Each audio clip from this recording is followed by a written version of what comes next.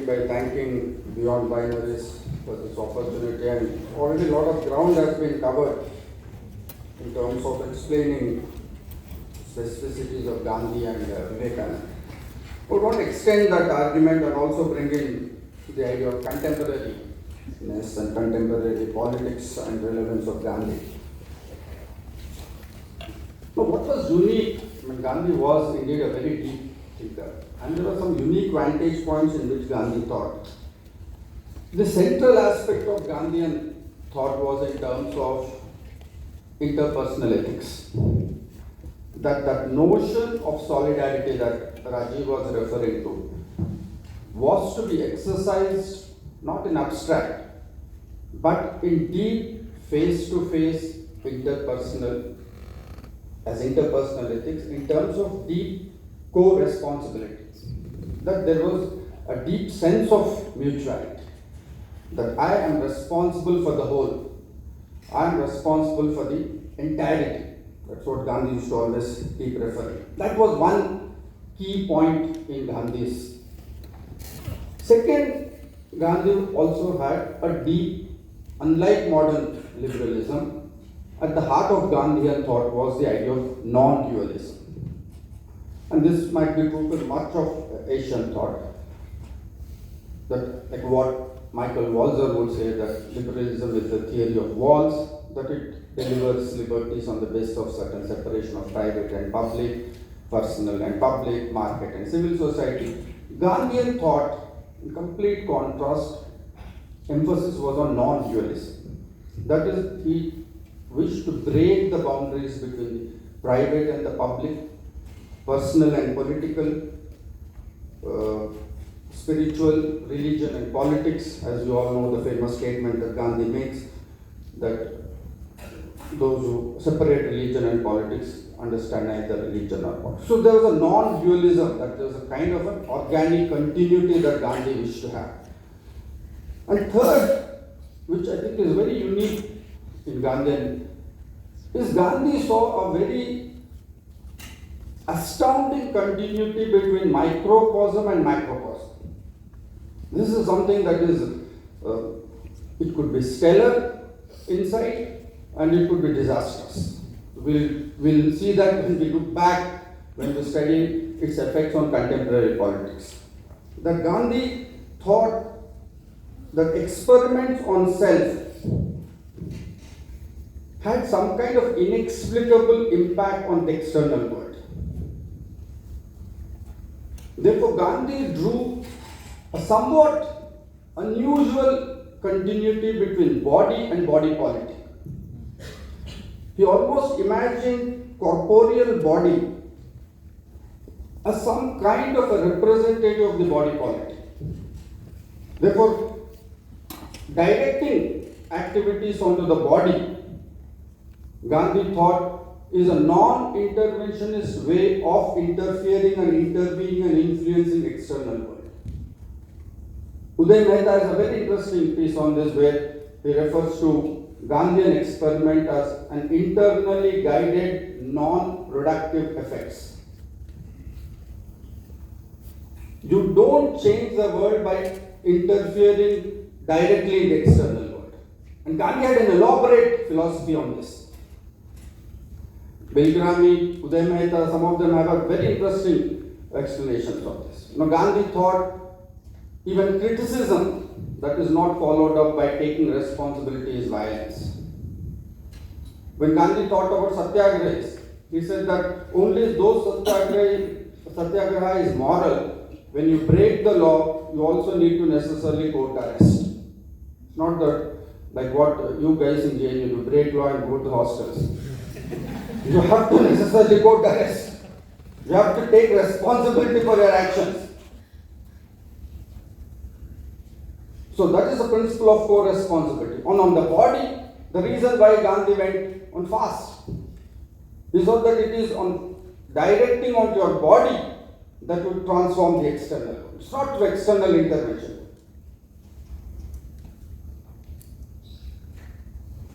So change without external intervention, change through self-purification, through sacrifice, ethic of responsibility, and universal identification. I think this partly goes with what the earlier speakers. So what is different is that it is not through dialogue. So Gandhi said you cannot convince the other person through a dialogue. You convince him through your intention and your preparedness for suffering. Suffering and intention take the place of deliberation in Gandhi. In fact, when partition was happening, as many of you know, Gandhi was in Auckland, far away from statecraft, far away from the constitution making process. But what is more important is that even as he was trying to stop the riots, it was also the time when Gandhi was carrying on his experiments on brahmacharya. His infamous sex experiments, what we call it, that is the place where Gandhi carried on. And Gandhi became extremely lonely because people began to abandon Gandhi because of those experiments. But he saw an unusual connect between self-control over your senses and its impact on violence in the external world. He saw almost a direct equation between lust and violence, between sex and violence.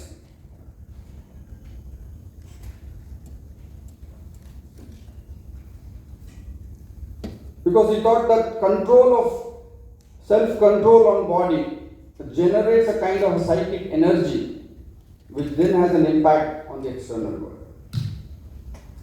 In fact, at some point he says, transforming for him human power of reproduction into power of regeneration and constructive work for the whole of life. So I think this is central to me as I understand Gandhi, that this non-interventionist, non-consequentialist, non-instrumentalist way of intervening in the world. His idea of religious tolerance was not just about Hindu and Muslim. His idea of religious tolerance went much, much deeper. It is about the idea of the self, constructing of the self. For him, what was the idea of truth, truth, God, ethics. I mean, he almost used most of these as co-terminus. Ajay has a very interesting article on this, where he says that Gandhi spoke for non-willed freedom. Freedom is always about will, that is about choice, about exercising your choice, exercising your will, right to do things. But Gandhi's idea of freedom, Scalia argues very interestingly, is non-willed freedom. And at the heart of it, he says, is the Gandhian idea of friendship. And he equates that, he makes a beautiful formulation, Ajay said it is surrender without subordination. He says, what happens in friendship? That is, you surrender yourself to the other, but that is not necessarily subordination. You create a vulnerability that cannot be equated with exploitation, that cannot be equated with hierarchy, that cannot be equated with power.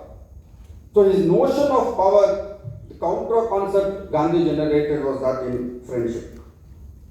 So one can go on. So this being the broad contours of Gandhian, in fact, entire anti-colonial movement he built through this idea of ethics, spirituality, morality, and the idea of the self, making of the self. That was his notion of Swaraj. That independence, sovereignty, autonomy did not mean exclusively political, but it is in terms of independence over yourself, which meant all of the self-control, brahmacharya, preparedness for sacrifice, preparedness for suffering, which then has an external influence through demonstration and living of co-responsibility. But what happened in 1947 with the moment of foundation of Indian nation state? This grand experiment which Gandhi was making, drawing an equivalence between self and polity, between self and nationhood, was summarily rejected by the makers of the Constitution, those who were imagining statecraft. Let me read out two extraordinary quotes, one from Ambedkar, the other from Maulana Azad. One a Dalit leader, the other a Muslim, so-called Muslim nationalist. Two most vulnerable groups at the time of independence were at the forefront of rejecting the Gandhian experiment of anti-colonial movement, because they felt that this mode of approaching the idea of equality, justice or dignity is simply unrealistic. And they both read a possibility of reinscribing existing hierarchies and vulnerabilities of vulnerable social sections. I think the contemporary movement, I read, the crisis of majoritarian politics that India is witnessing today, I read it back to this moment of, this is a kind of an eternal recurrence of Indian nationhood making. That you have had a very unique anti-colonial mobilization based on a non-instrumentalist, non-modern, critical, it was based on a critique of modernity in one sense. The idea of spirituality, ethics, lived idea of self-sacrifice. But the question that we need to raise today when we look back to understand, because your title has contemporary politics, is why did vulnerable social groups, those who were, for whom justice mattered, Gandhi did not appeal? Let me read. Ambedkar had warned against, in his final speech to the Constitution Assembly in November 1949, we must hold fast to constitutional methods of achieving our social and economic objectives. It means we must abandon the bloody methods of revolution. It means that we must abandon the method of civil disobedience, non-cooperation and satyagraha. When there was no way left for constitutional methods for achieving economic and social objectives, there was a great deal of justification for unconstitutional methods. But where constitutional methods are open, there can be no justification for these unconstitutional methods. These methods, and this is important, these methods are nothing but the grammar of anarchy, and the sooner they abandon, the better for us. You can see Ambedkar's near complete rejection of Gandhian modes of mobilization and reading those modes of mobilization into constitution making and constitutional democracy. Similar is a stern critique by Maulana Azad. Let me quote him. There is not a soul in the Congress who is not anxious to go the whole length with Mahatma Gandhi. Mahatma Gandhi has to give the message of non-violence to the world, and therefore it is his duty to propagate it. But we have to consider our position as representatives of Indian nation. The INC is a political organization pledged to win the political independence of the country. It is not an institution for organizing world peace. Maulana thinks like Gandhi today has become a symbol of Swachhata. Maulana thought Gandhi was all about world peace, that is good for him, let him do it. But this is not a useful thing for building a nation. It is not useful for a modern statecraft. In so many words, he's saying is pretty irrelevant. Ambedkar warned us that Gandhi will lead us to anarchy. I think this is the foundational violence where the conflict that we have had since post-independence period was perhaps both these discourses, both these social and political imaginations ran parallel in post-independence period. the idea of spirituality and materiality, the idea of community and institutions, the idea of culture and law. We thought that we could manage, that's what we thought, and that's what has been, I think, the bulk of literature in terms of tradition of modernity of tradition, tradition and modernity. We felt that we are running both these projects, both these political imaginaries simultaneously. The crisis of the contemporary period, the rise of far-right politics, cultural majoritarian politics, to me it looks like is produced out of this unfinished tensions, and both sides of this discourse seems to have produced a distorted afterlife, and that's why the crisis is so deep. The success of the right-wing project in India today, I think, is that they have succeeded in mobilizing community against the facelessness, soullessness of state and its institutions, and they have successfully weaponized communitarian ethics against institutions. So I think the crisis is at both ends. Therefore, both community in India, the idea of local, the idea of vernacular, the idea of indigenous is reinforcing local hierarchies, and on the other hand, we have had an overreach of constitutional state becoming a state of exception. Neither institutions in India could fully explore their democratic potential in terms of rule of law, because institutional logic, constitutional logic was already a suspect in Indian context, because we had the parallel discourse of centrality of community, culture, religion, ethics, and the idea of self. Community and self could not actualize the Gandhian mode of experiment, because vulnerable social groups were never trusted this experiment to be sufficient enough to liberate them from social hierarchies and exclusions and discrimination.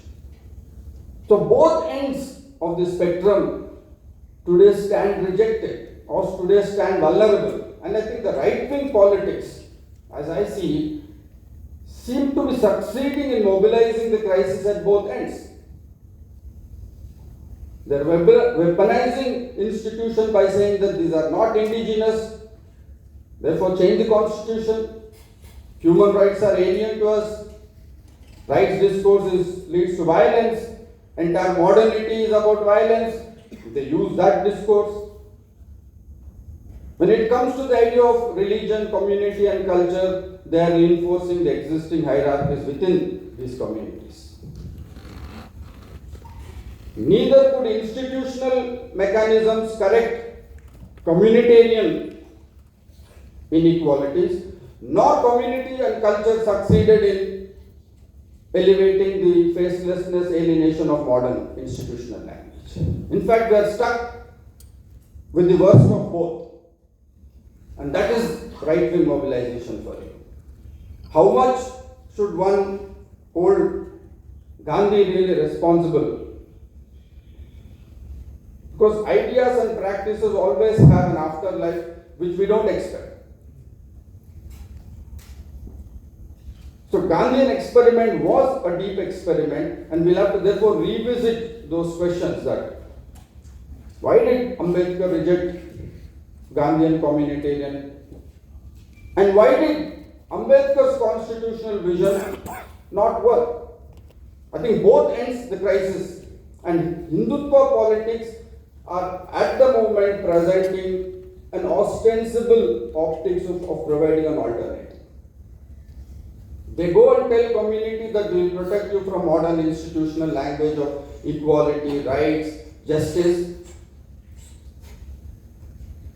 And they go and ban institutions by saying that since institutions are dysfunction, you end up with bulldozers. So एक तरफ bulldozer है, act of communitarian ethnicization of communities. So the crisis is so deep that neither of the two visions, or one could alternate, one could make multiple readings of it, that it's perhaps this failed, unfinished project of both have distorted each other mutually. And Hindutva in contemporary politics is an articulation of this crisis. What can one possibly do to come out of you? This, I think, is a question that I leave to you guys. Thank you.